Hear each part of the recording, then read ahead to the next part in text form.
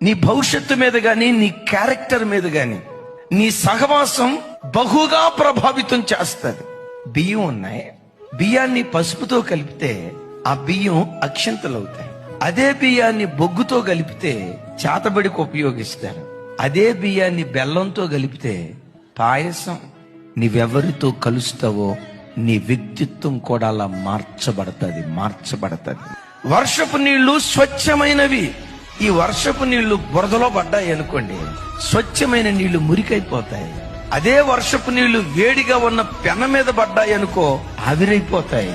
అదే స్వచ్ఛమైన వర్షపు నీళ్లు ముత్యపు చిప్పల్లో పడితే ముత్యాలుగా అవి మార్చబడిపోతాయి.